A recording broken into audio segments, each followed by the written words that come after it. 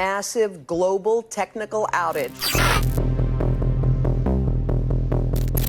tied to Crowdstrike, which is a major cybersecurity provider. President Joe Biden just released a letter stating that he was not running for re-election. Just hanging around. Could his social media team have drafted the extra tweet without his knowledge? Infrastructure offline all across the country and, in fact, all around the world. You know what? That could be the case.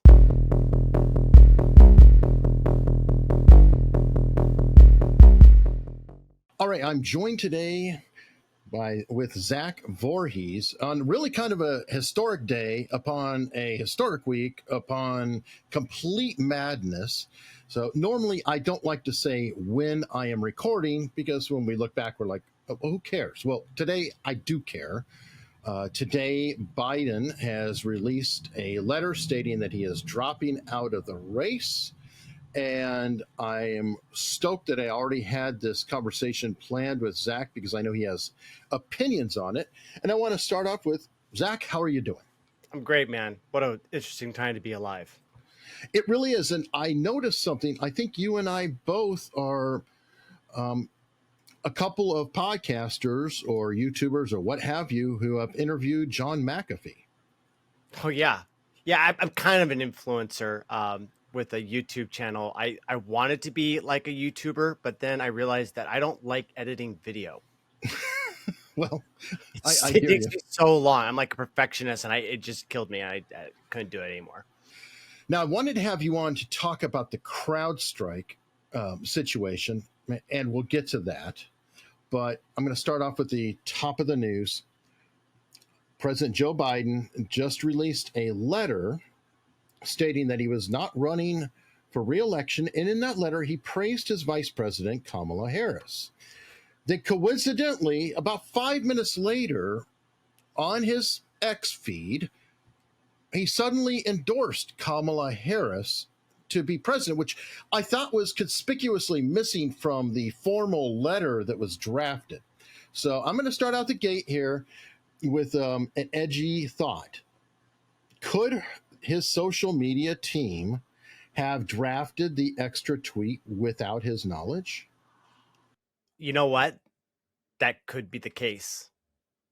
That could be the case. You know, it's funny because if you look at predicted.org, what you're going to see is Kamala Harris is now the leading contender to be the Democratic, I guess, presidential candidate. Look at this. Kamala Harris, 83 cents, right? Yeah, because I've long thought it was going to be your governor. He destroyed California, so he's perfect for the presidency. I didn't say I'm celebrating the guy. I'm just saying it really felt like he was out there campaigning, but not campaigning this whole time. Yeah, I know. Well, maybe we'll get another surprise. Like James O'Keefe has a really great tweet that he just stated where he's like, anybody that tells you that they know what's going on is just full of it. And you know what? I mean, the interesting thing about this time that we live in is that no one can make any predictions about the future, right? Like nothing makes sense. Like if things made sense, then people could be able to make predictions. And we're in a time where no one can make any predictions. And it's basically we're going on the whims of these controllers behind the shadows. And so even though right now, like the prediction markets say that it's like 84 cents to the dollar that it's going to be Kamala Harris, like I think that's an overestimation of the thing. I think that they want us to believe that that's the way that it is so that we get the rug pull. Because like if you see what's happening is that we keep on getting these rug pulls, right, throughout history. And you know, I'm sitting here waiting with bated breath to see what the next rug pull is going to be. Are they really going to go forward with Kamala Harris? I hope they do. She's very unlikable. I'd like to see Trump get in there. And we need somebody. We can't have the establishment on the left, these commies that want to control everything going forward. We're at a very pivotal time in history. China is laying down orders of magnitude more power. They are gearing themselves, ramping up to win the AI arms race. And this whole climate change thing where we're going to have like solar panels and wind generators that power our energy use in this anemic energy supply, like that needs to go out the window. We need to lay down nuclear energy. We need to release all the exotic nuclear technology that's been held back since the 60s. And if we don't, China's going to do it. And if China's going to do it, they're going to win the race. And if they win the race, then we're toast because AI is the future. Now, you brought up power, and the power question has been very interesting. Not only actual electricity to power things, but also the chips, specifically graphic chips, are a very important item. And this is even pre AI, because we had power problems with all the Bitcoin mining, and that helped NVIDIA blow up completely.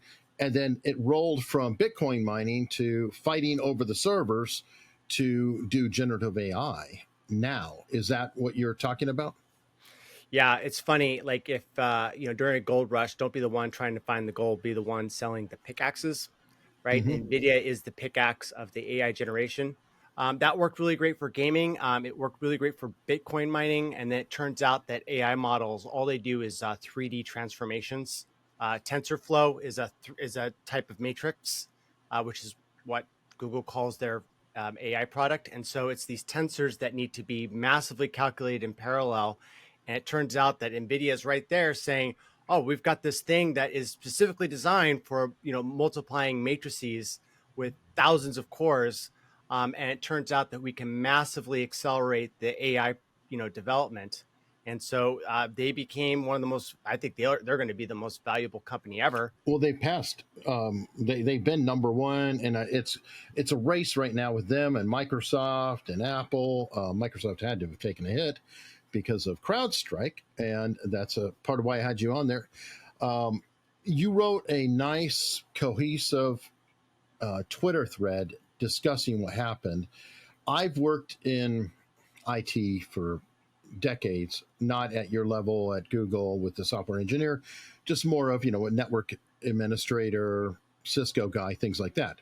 And I am very familiar with a bad patch and the disaster that can take place with a bad patch. Specifically, for example, it might take the DNS servers out. Then you get the DNS servers out. That knocks out the email. Nobody can get to the internet. Everything is a complete disaster. And this is not an attack. It is just literally you patch the servers on Patch Tuesday with Microsoft. So the CrowdStrike situation. Two main questions. Can you tell me what happened? And do you think that it was actually deliberate, or was it what I just described as happens in IT more often than people want to know? I literally think that it's programmer error.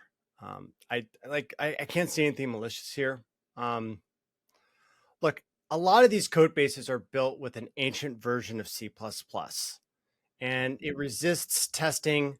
A lot of the new C++ is built around, being memory safe and all this other stuff.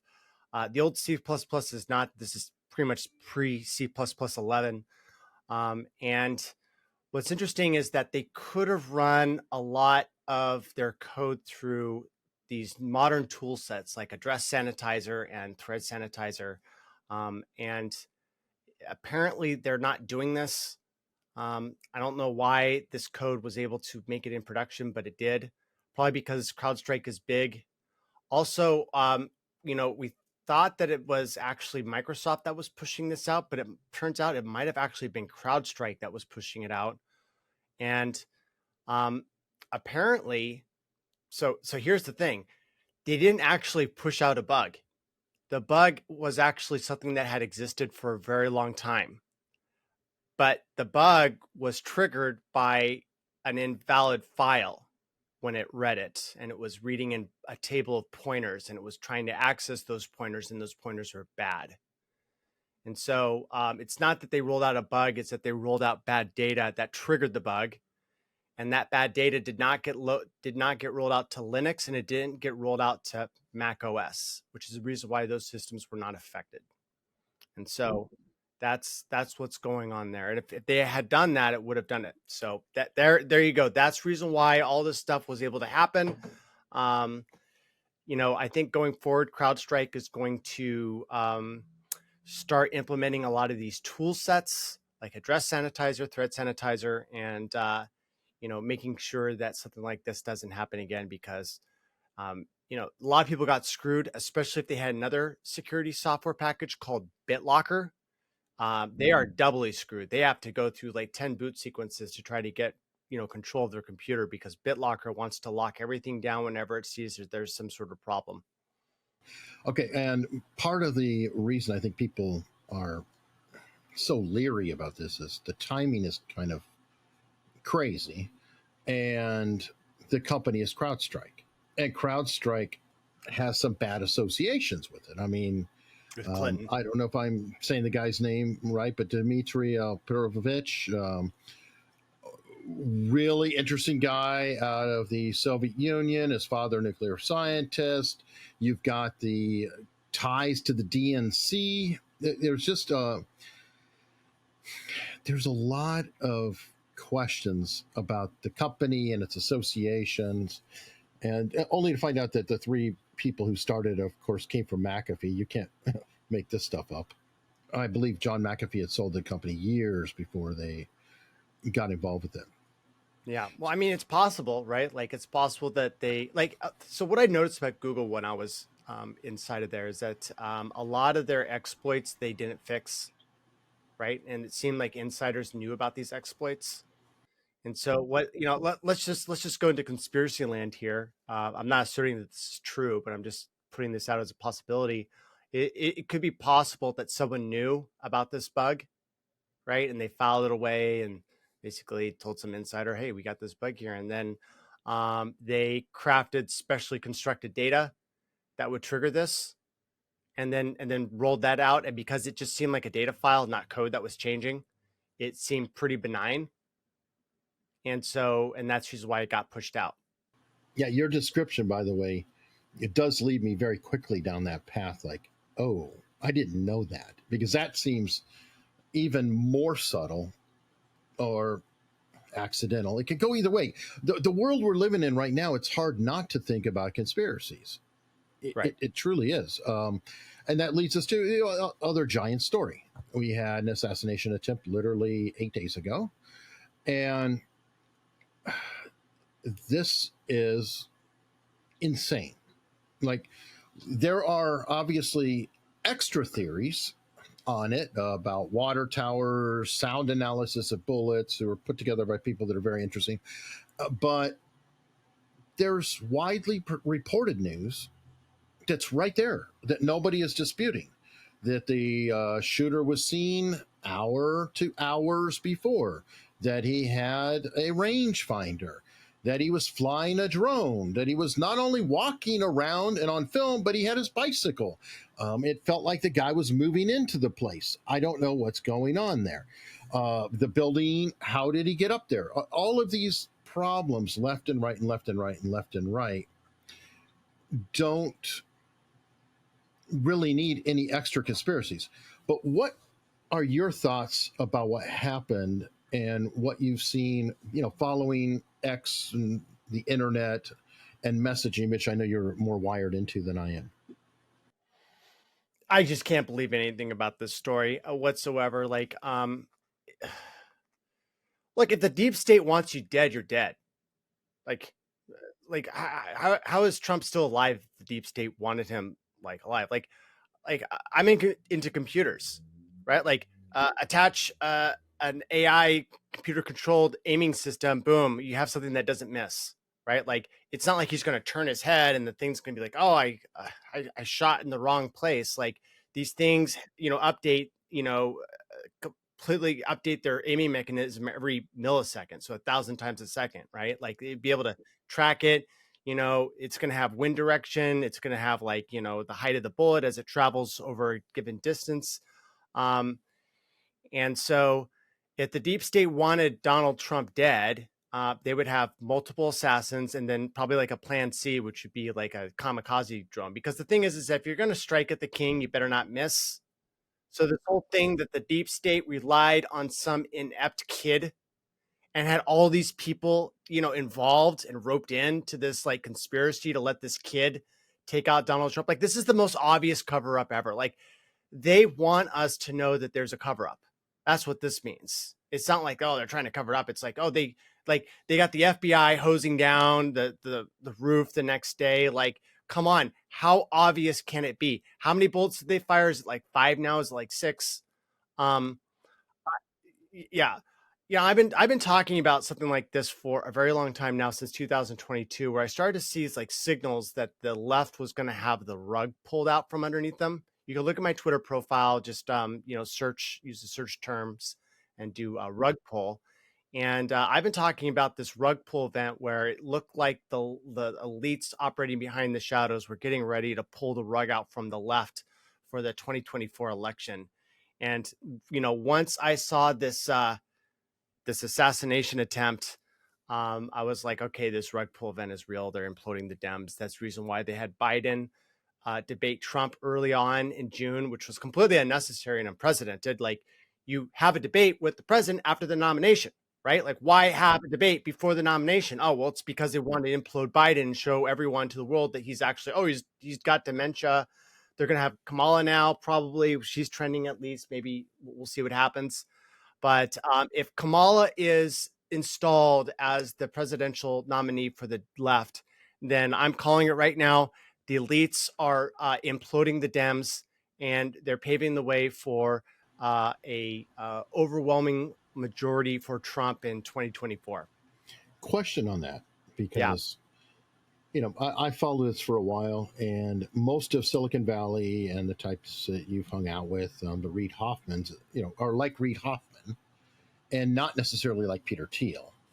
And when did everybody suddenly get a newfound love for Donald Trump? Because I can't think of your former employer ever having good thoughts about Donald Trump. And I did want to ask if what you found at YouTube and Google is very similar to what was found in the Twitter files, just in another company.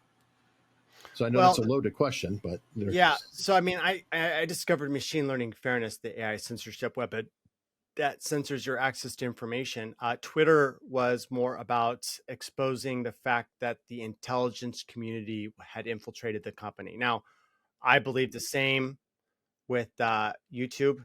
Unfortunately, I did not do an in-depth personnel search, so I don't have any way of confirming or denying whether the same is true, but I assume that it is. Okay. And how about what I'm asking about the, isn't it kind of a flip? Yeah, we're flipping. Suddenly it's like, oh, you know what? Donald Trump, he's all right. That seems weird. Yeah. So let me explain what's going on. IRS Rule 174. Are you aware of that? No. Okay. So actually, Trump put this in with his, the tax cuts that came in 2017. And it was sort of like the media didn't talk about it. It was sort of a torpedo nuke that detonated last year. And the IRS came out and said, we're going to interpret it in the worst way possible. And here's what it says. All right. Let's say you are a software company in Silicon Valley. All right. You are a startup. You are making $120,000 in revenue. And you are paying out $120,000 in software development costs, and you're taking no profit for yourself, right? You're just because you're a startup, you're bootstrapping, you're putting all your money into software development. Okay. Prior to IRS Rule 174, your net taxes were 0, right? No profit, no taxes. That's the way it's always worked. IRS Rule 174 came in under Biden's watch, but Trump was the one who inserted it into the language. And when it came out, what it said was, actually, software development is not a fully amortizable expense in the first year. You have to now amortize it over 5 years. Mm. Okay, so if you're going to do 120, well, let's just do 100,000 just to make it a little bit more, The easy for the math. math. So you can only deduct 10% the first year, and then the rest of it over the next 4 years, right? So you're going to that let's say $100,000 in revenue and $100,000 in developer expenses. So now what happens is that you now owe taxes on $90,000 in phantom income. Okay. Interesting. Wow.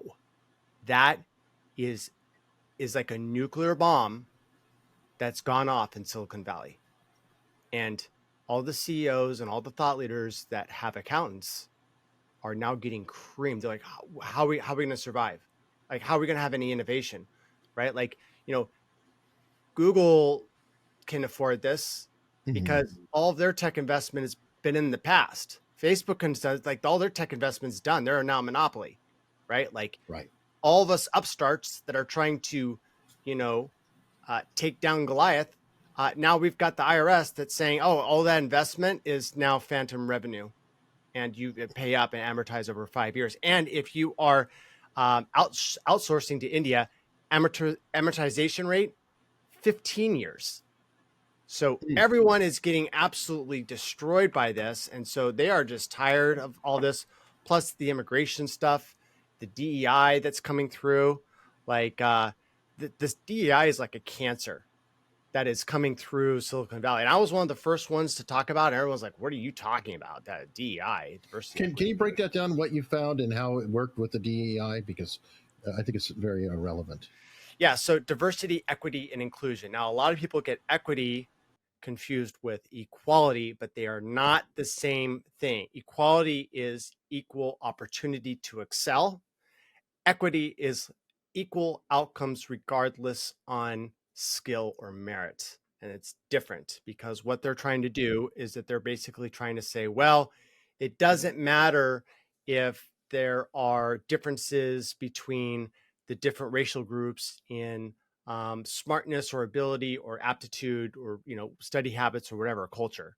What they're saying is that we are going to go for a race quota within the company, and if there are too many whites in relation to the population, then we need to start letting them go or not hiring them. And Well, it's expanded from that, though. It's not only race, it's now trans and yes, other, quote, figures. And by the way, it's affecting the, quote, race side of the argument. So I think all of it is seeming to implode because you had mentioned, there's racial, but immigration is screwing over some of the racial components. And it literally is eating itself, in my opinion. I don't know your thoughts.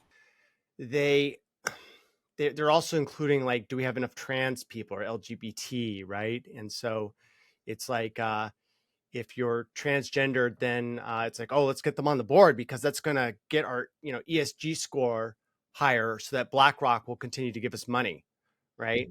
And so they're these woke tards, these leftists that are just their minds brainwashed. It's funny how a lot of the people that are brainwashed are actually really smart. They're just, their mind's gone when it comes to critical thinking against the collective. Like, they got this circuit in their brain that basically says, if the collective thinks this, then I think it too. And it blows my mind. It's taken me years to come to terms with how this works, but it does.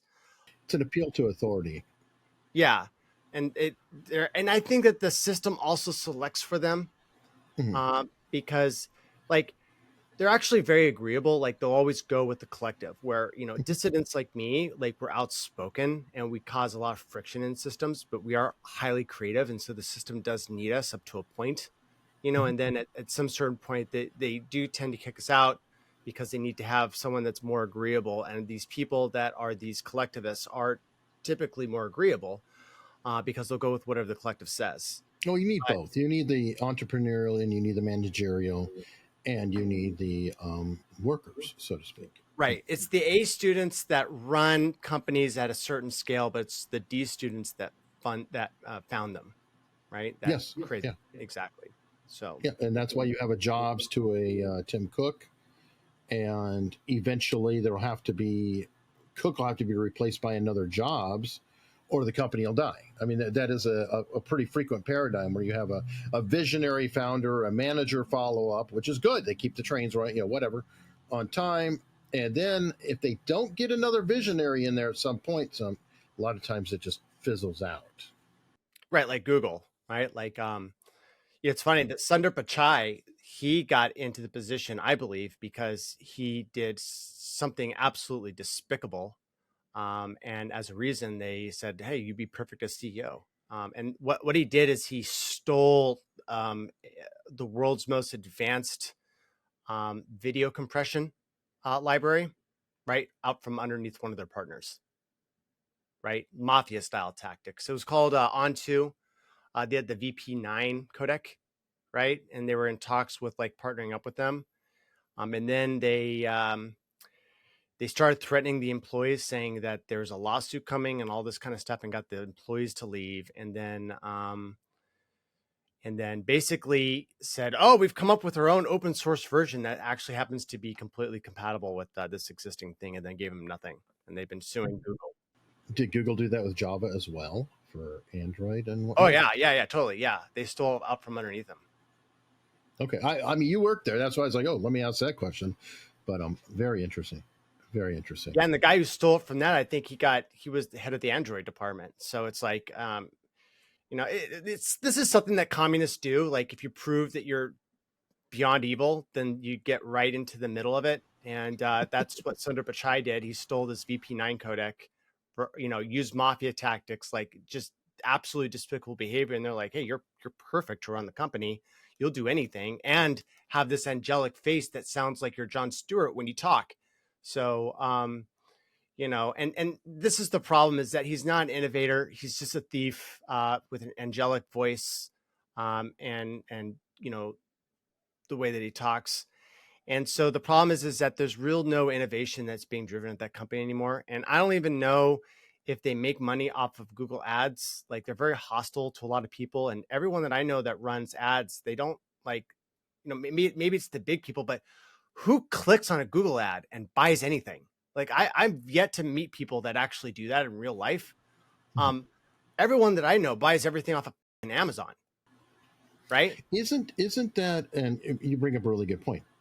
Isn't Google in dire straits right now because of AI? Because honestly, without the search, if people are just getting the information, if they're using whatever AI chatbot or anything they want, and they say, what are the flights going out on January 10th, and it just gives them back the information, well, that cuts Google out, because they depend on the search and the results, and everybody's paying the SEO, to get SEO and AdSense, etc.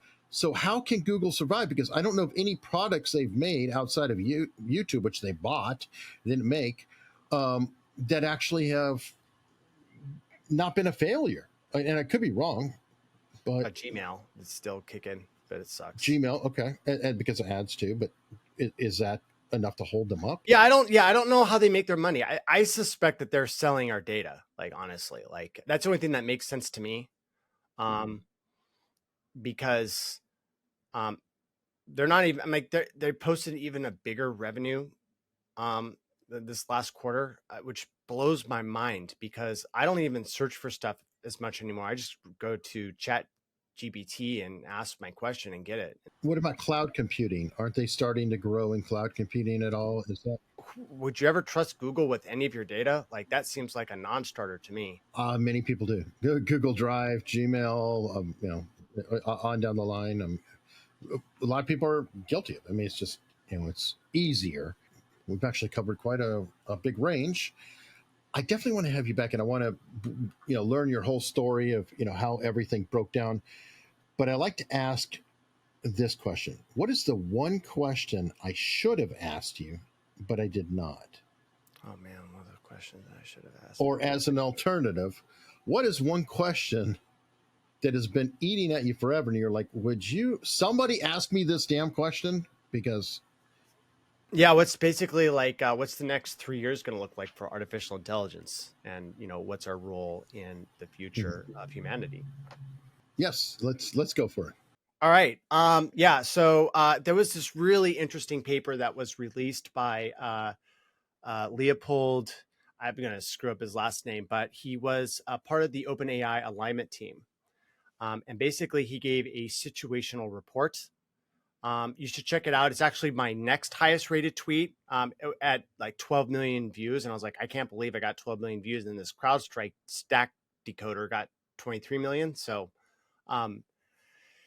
that tweet thread that I did talked about, basically highlighted the major points of the situational awareness paper. And what it basically says is that he's not a conspiracy theorist. He just likes to look at straight lines on a graph. And basically, he is talking about the future of artificial intelligence and how much faster it's going to get. So let me give you an example of the speed of the technology. So before, the amount of energy and cost that it required to score 50% at a certain math benchmark dropped by a factor of 1,000 from January 2022 to July 2024, right? Like 2.5 years, the cost of it dropped by a factor of 1,000. Okay.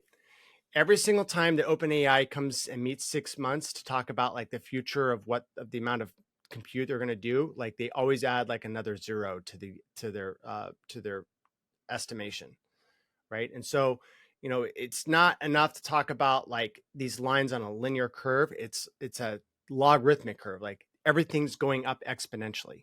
So is there a Moore's law for AI? Not yet. It's way faster than Moore's law. Like, Okay.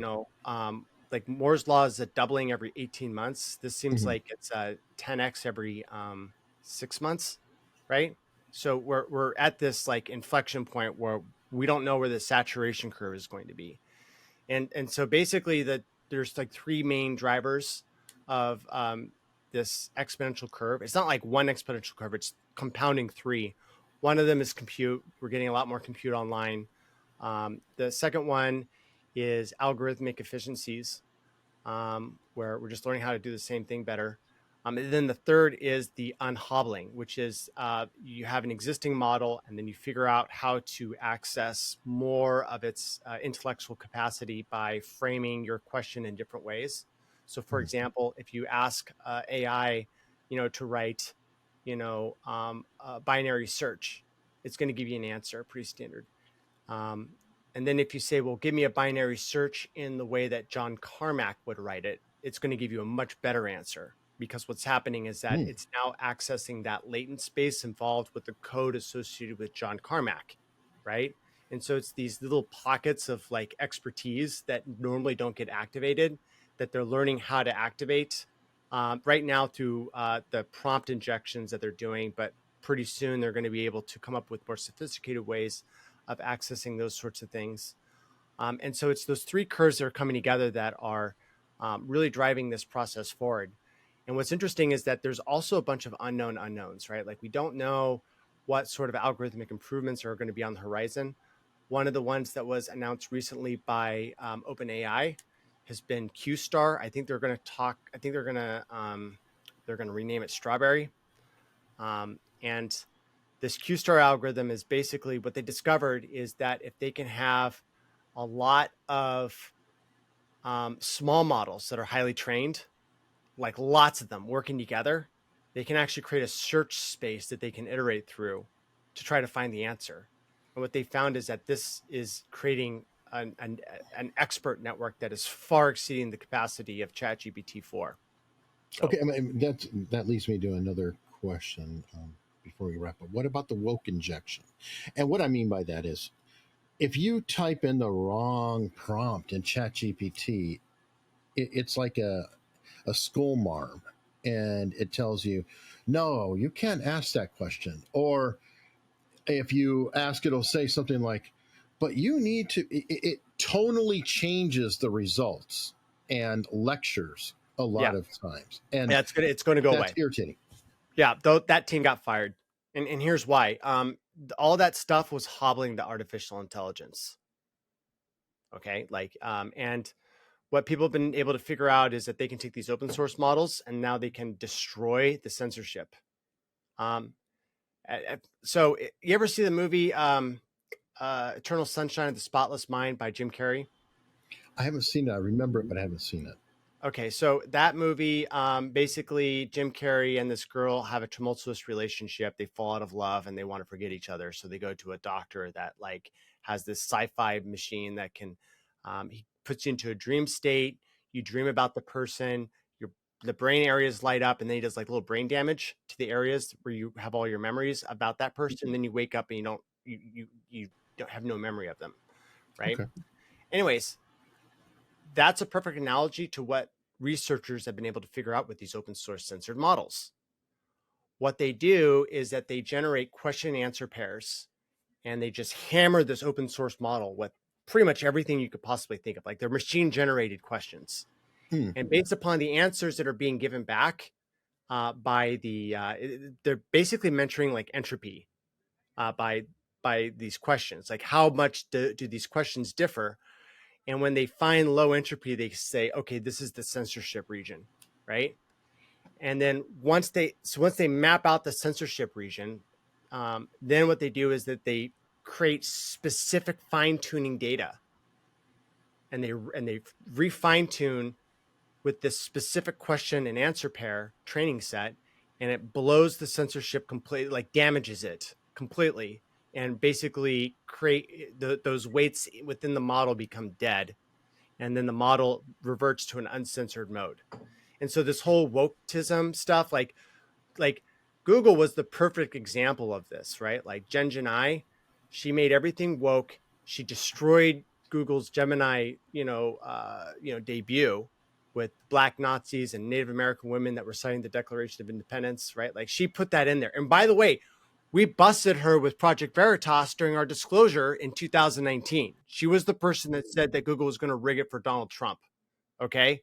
Like they handed her entire AI alignment to this person. And now they saw that and everyone's like, whoa, we got to do something about this wokeness. And so, the issue is that all this wokeness impacts the quality of the models. And right now we're in an AI arms race. And so all of this regulation with artificial intelligence, all this wokeness, all this super alignment, like this is going to be put aside for a while so that we can advance with our artificial intelligence. Like, Great final words. It sounds like you're very optimistic, actually. I'm absolutely optimistic. I've been a doomer all the way up until the last month. Now that I see that the rug pull has been instituted against the left, I believe that that Donald Trump is going to be that change agent. When Trump comes back into power, he's going to have a mandate and a fired up, energized base that will consent to the radical changes that he's going to bring to our economy that are going to be necessary to bring us into the fourth industrial revolution. Wow. Great final words there. Zach, thank you so much. Thank you very much, Eric.